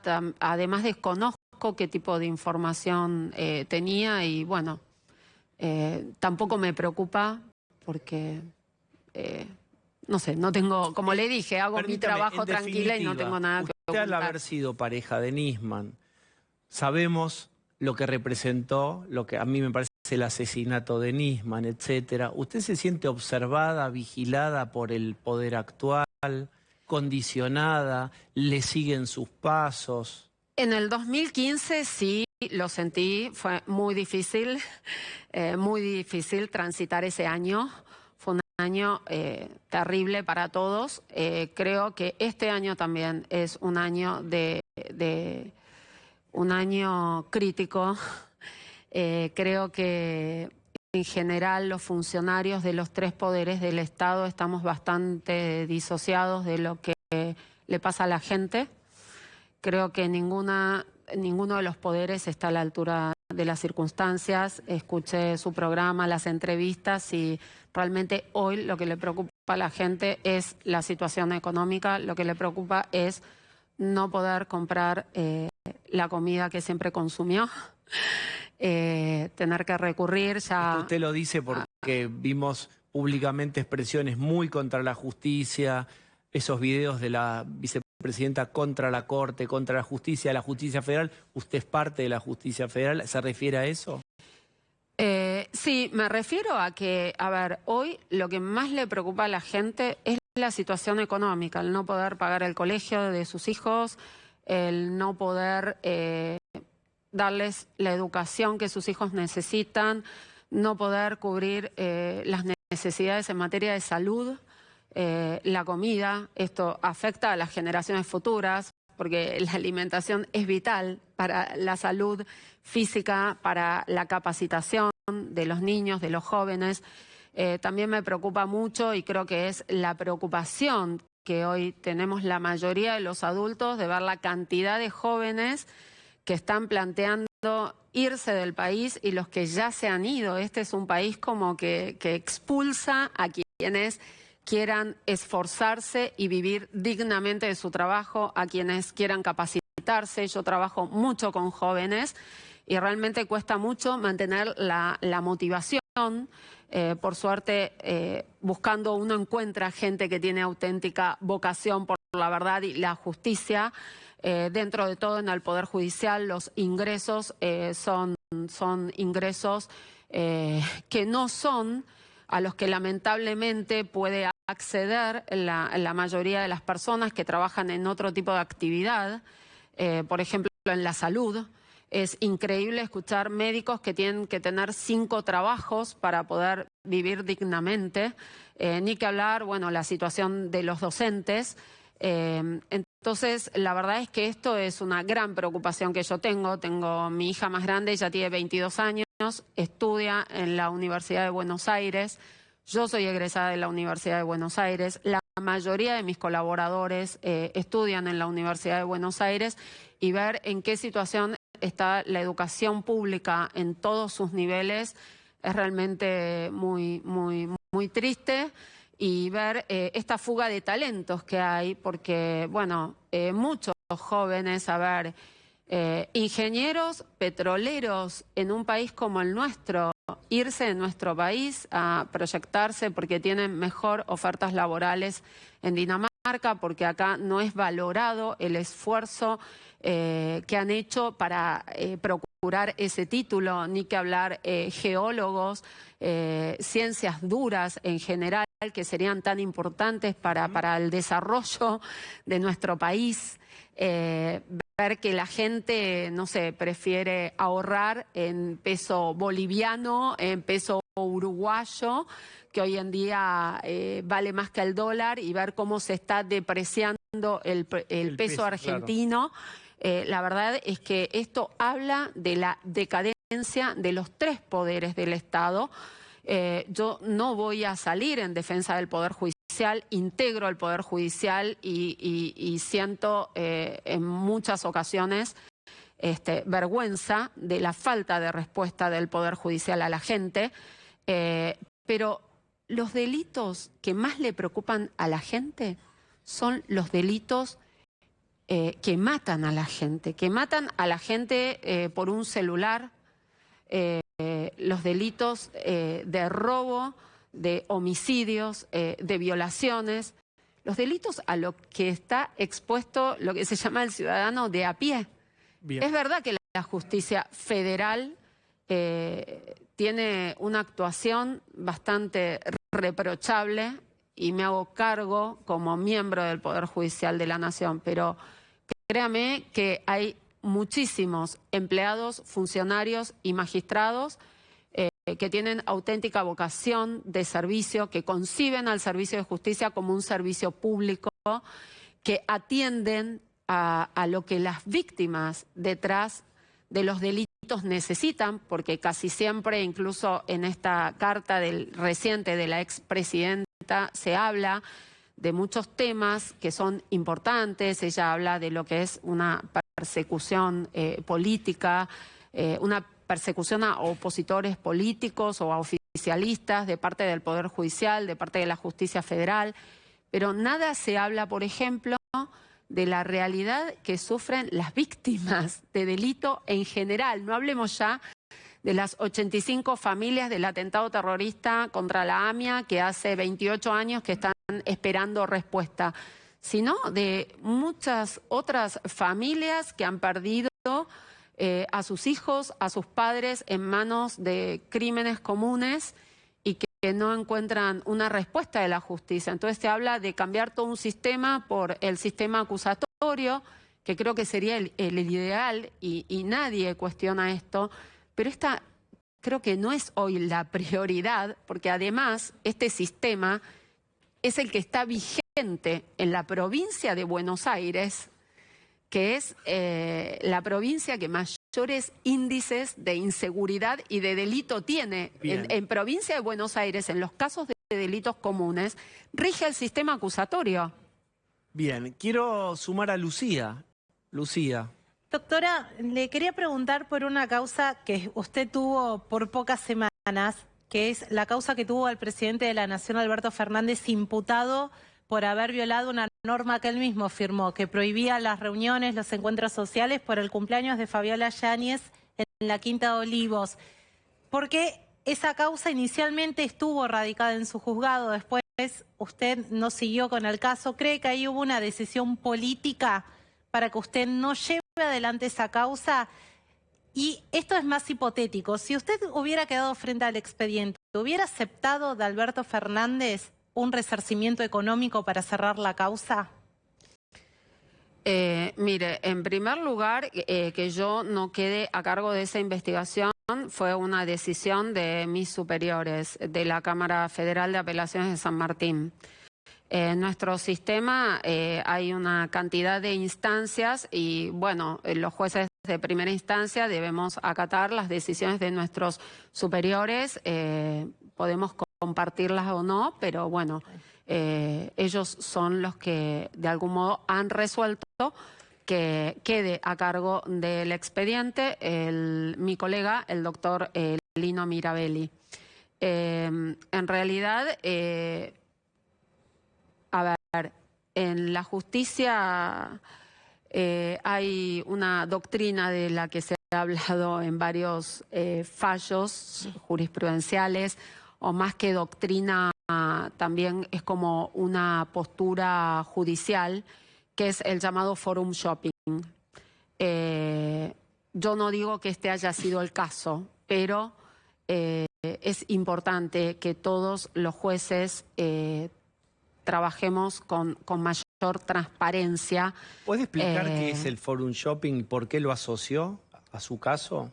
Porque el forum shopping es cuando una parte elige qué juez va a intervenir en un expediente determinado.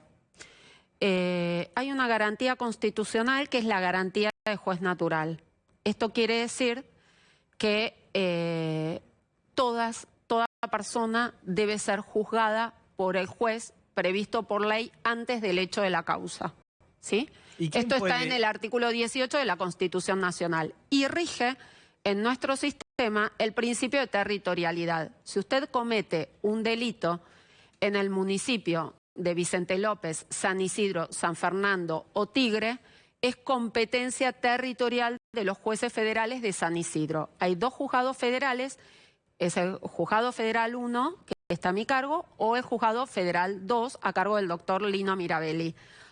Ocurre que a veces abogados radican denuncias a partir de lo que se conoce a través de un medio periodístico determinado y capaz que radican la denuncia en Comodoro Pi, ante los jueces federales de Capital. De ordinario, los jueces federales de Capital lo que hacen es, este hecho fue cometido en San Isidro, rápidamente se declaran incompetente y lo mandan a la Justicia Federal de San Isidro. Depende de los colegas. Algunos corren vista, la mayoría corre vista del 180 al fiscal y ahí el fiscal tiene que pronunciarse. Si impulsa la acción, es decir, si el hecho denunciado podría constituir delito, con lo cual impulsan la acción, o pueden pedir la desestimación porque ese hecho no constituye delito, o pueden plantearle la incompetencia. Mire, señor juez, usted es claramente incompetente porque este hecho ocurrió en San Isidro. El tema es que hay un sistema de turnos. Necesito hacer un atajo por el tiempo y recuperar esta pregunta que es clave que le hizo Lucía Salinas. ¿Qué le parece esta compensación económica que es la que finalmente arregló el presidente y su pareja? A ver, yo no voy a hablar de este caso puntual en sí porque puedo llegar a tener que intervenir. De acuerdo a los precedentes que yo tengo en mi juzgado, yo no acepté este sistema de reparación porque considero que no es aplicable en este tipo de hechos y estos precedentes son conocidos. Esa fue mi postura en todos los casos. Todos estos casos de incumplimiento del aislamiento, en el caso de ciudadanos comunes, nosotros los hemos resuelto por vía de probation, que es cuando el imputado pide la suspensión del proceso y ofrece en reparación trabajo comunitario o una reparación económica, pero la probation no es aplicable para los funcionarios públicos. Este nuevo instituto de conciliación está previsto en el nuevo Código Procesal Penal Federal, cuyas normas, algunas de ellas, están en vigencia. Ahora bien, otra cuestión que hay que atender en este expediente es que el periodismo habla siempre de una especie de incumplimiento del aislamiento, que es el 205. Hasta donde yo pude acceder. Una pyme papelera y química. Está con nosotros Martín Páez. J Sociedad Anónima. Martín, ¿cómo estás? Aclaro. Sí. Muy bien, gracias por invitarme, Diego. Aclaro, es Cota, Sociedad Anónima. Cota, bueno, el apuro no hay me ha hecho anotar mal. ¿Cómo problema. es el nombre de la firma? Cota, Sociedad Anónima. Bien, tenemos sobre el escritorio algo de lo que hace Cota, y fíjense qué común y qué... Simple, ¿no? Qué simple, pero a la vez, fíjense que lo simple se puede complejizar. ¿Qué es eso que hacen ustedes? Nosotros somos básicamente fabricantes de papel higiénico o de papel tissue. Instalamos una fábrica en el 2017 y en la Argentina no hay materia prima. Es o proveniente de Uruguay. Mostrar, por favor, una resma. ¿Qué se necesita para hacer eso? ¿Cómo se hace eso? Sacalo, sí, es muy fino, pero sacalo. ¿Qué lleva eso? Fibra celulósica. ¿Fibra? Celulósica. ¿Te acordás la Botnia? Sí. La empresa que tanto se protestó. Hacelo, sacalo. Señora, vende un papel higiénico en cámara. Siempre es difícil romper el comienzo. A ver, explica qué estamos viendo. No, tan simple como papel higiénico. Eso lleva una fibra. Esto lleva fibra celulósica. ¿Y qué más? Químicos, pero básicamente fibra celulósica. Lo que hacía Botnia, lo que hace Botnia en Uruguay. No desperdicie que no hay. Sí, en la Argentina no hay. ¿Qué se importa eso que estamos viendo? ¿Qué lleva importado? La materia prima para hacer esto es materia prima importada. Pero el papel, nos cuesta entenderlo porque uno entendía que había fábricas de celulosa en Argentina y que podían... Hay fábricas no hay fábricas de celulosa, hay fábricas de papel, ¿no? Pero si yo quiero nosotros tenemos unas máquinas para hacer papel, este tipo de papel, y toda la materia prima es importada. Sería entrar en cuestiones técnicas, pero... ¿De Uruguay? ¿Se importa de Uruguay? Básicamente de Uruguay y de Brasil. Uno de los mayores productores mundiales es Brasil. De la pasta celulósica. Pasta fibra celulósica. Bien, y después hay químicos que son blanqueadores para que quede así. No, tenemos, digamos, Cota tiene dos divisiones, una división química y una división de papelera. En la división química somos únicos productores de dos productos que se llaman blanqueadores ópticos y antraquinona, que son necesarios para el papel obra que escribís todos los días. Y pusimos todos nuestros ahorros más capital propio para construir una fábrica papelera en la provincia de San Luis. De San Luis. Hoy,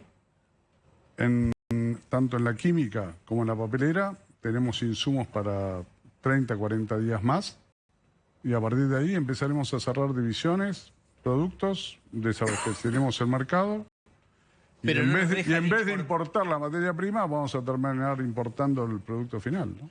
Pero esto del país sin papel higiénico parece recordar a Venezuela. La primera vez que lo vimos, que nos parecía increíble ver que a los venezolanos les faltaba papel higiénico. ¿Estamos hablando de eso? Si seguimos así, va a faltar papel higiénico sin ningún lugar a dudas. ¿Cuánta gente trabaja en la empresa? 55 personas hoy y hace 20 años éramos 20.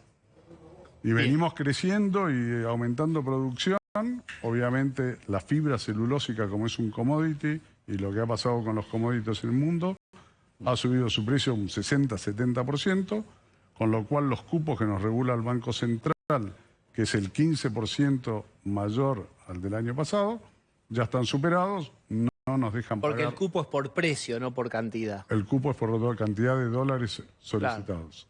Claro. Bueno, por eso, por precio, digamos. Por precio, está sí. bien. Al ¿Y, subir, ¿Y qué les decís? Cuando vos a algún funcionario decís, mirá que en 15 días yo tengo que cerrar, no puedo producir más. ¿Qué respuesta les han dado? Industria nos dice sí, nos da la autorización para importar, pero nos asigna una categoría que tenemos que pedirle crédito de 180 días a nuestro proveedor en Brasil.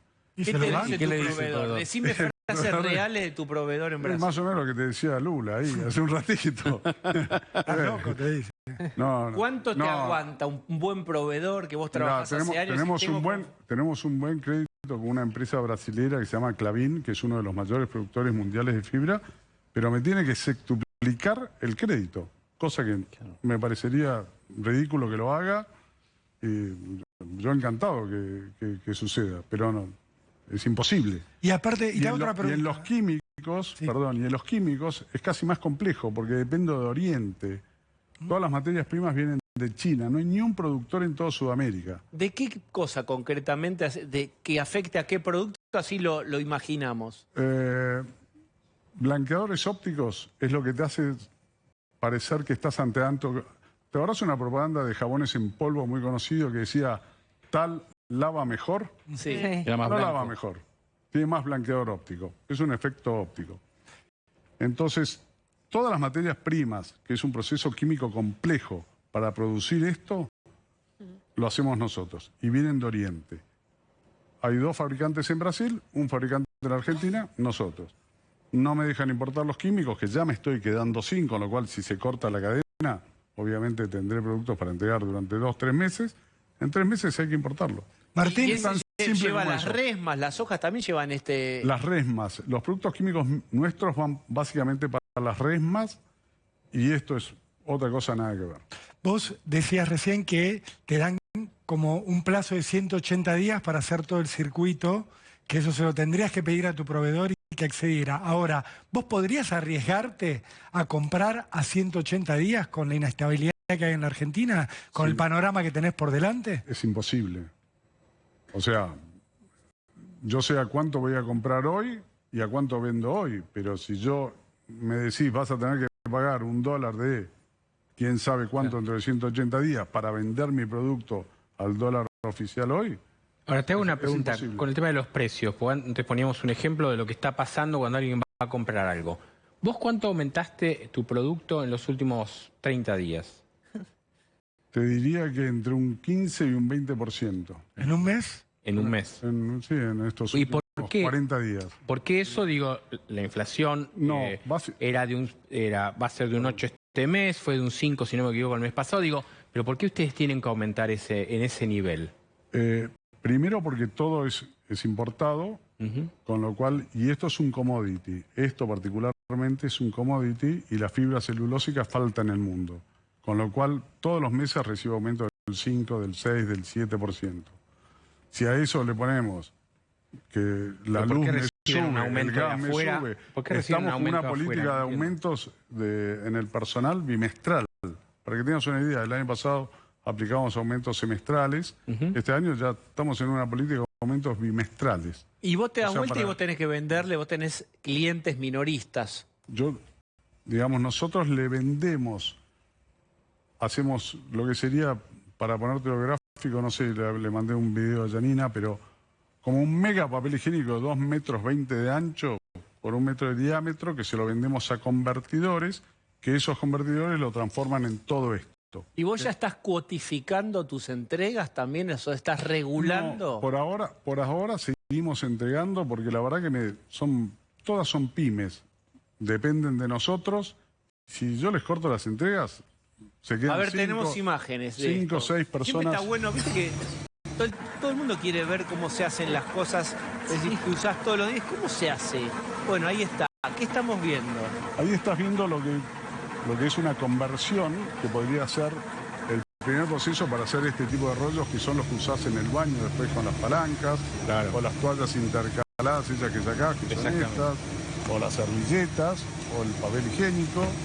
Digamos, es simple.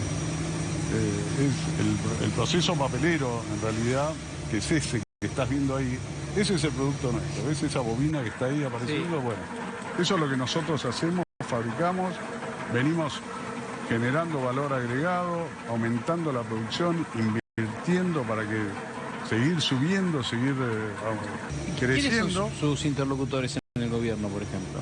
¿Con qué autoridades hablan? Con ninguno. Es imposible. ¿Qué quiere decir que es imposible? No, digamos, nos dirigimos, tenemos comunicación con el Banco Central, mandamos notas a la Secretaría de Comercio, pero... ¿No lo reciben? Hoy está... Creo que no soy el único caso, no soy un caso aislado, está toda la industria como nosotros, ¿no? Absolutamente, o sea, un montón de rubros. También hay muchos rubros que tienen miedo de hablar. Vos no tenés miedo de hablar. Yo, digamos, celebramos que también si no es una toma de rehenes, en donde todo el mundo tiene miedo por si te mandan esto, te mandan una inspección, o te cortan, o te mandan al último de la fila. ¿Vos tenés miedo? No tengo miedo, tengo la conciencia tranquila. Somos una empresa muy prolija, con todos los empleados en blanco, pagamos todo. Y no tengo miedo de nada. O sea, y no tengo que tener miedo. Quiero trabajar. Lo único que pido es déjenme trabajar. Tremendo. O sea, es la primera vez que tengo miedo de pensar qué va a hacer dentro de 3 meses Cota. Martín, ¿hace cuánto trabajas en este rubro? ¿Si es tu empresa o...? Somos varios socios, soy el presidente de esta empresa hace aproximadamente 27 años. Éramos una cosita muy chiquitita, hemos invertido todo en esto. No sacamos plata del exterior, no tengo departamentos en Miami ni en Punta del Este. Estamos apostando por la Argentina, por San Luis, por Naschel, por su gente, por... ¿Qué sé yo? En la vuelta de la economía, ahí voy con Rolo. ¿Alguna vez te tocó una circunstancia de estas características de la economía argentina? La única vez, en el segundo periodo de Cristina, recibí un llamado de la Secretaría de Comercio, en aquel entonces dependiente de Moreno, y les explicamos la situación, porque me decían que no compensaba las exportaciones con las importaciones, con lo cual que me iban a prohibir las importaciones. Le dije, bueno, perfecto. Si me prohíben las importaciones, importen el producto final, porque no hay opción. Soy único productor. Que esta es ¿Cómo vos sos el único productor? No en esto, no, ojalá. Sería atención con esto, digo, no, ahí voy a Rolo, pero en los lo que vos estás químicos, diciendo en los blanqueadores ópticos somos únicos productores en la Argentina. Oye, ¿qué pasa si esto va a haber que importar el producto final, que es mucho más caro para los dólares que la Argentina no tiene? Exactamente. Martín, decías hace 27 años estoy en la empresa. Sí. ¿Pasaste el 2001? Pasé el 2001, perdimos un montón de plata, o sea, perdimos capital de trabajo, porque, digamos, como importo dólares, en el 2001 vi licuado todos mis pesos al valor del dólar actual. No tuve problema, seguí trabajando. Me puse de pie, seguimos trabajando, dijimos, nos tocó perder, vamos para adelante. ¿Ahora te sentís más en riesgo? En este momento tengo pesos, podría pagar importaciones, pero no me dejan. Con lo cual estoy en situación inversa. Tengo mucho más miedo ahora que en el 2001. Usted decía que la pasta celulósica se hace en Uruguay y en Brasil. Sí. Da la impresión de que podría hacerse en Argentina, ¿no? Sí, pero no sé por qué, y vas a saber por qué razones. Botnia decidió radicarse en Uruguay, UPN se radicó en Uruguay y todas las pasteras están en Uruguay. O sea, si una pastera estuviera en Argentina, se podría hacer acá. Por supuesto. Y ahorraríamos muchos dólares. Miles. Y se exportaría muchísimo, porque se exporta todo. Es un commodity. También esta crisis y esta escasez nos está enseñando hasta qué punto tenemos dependencia de un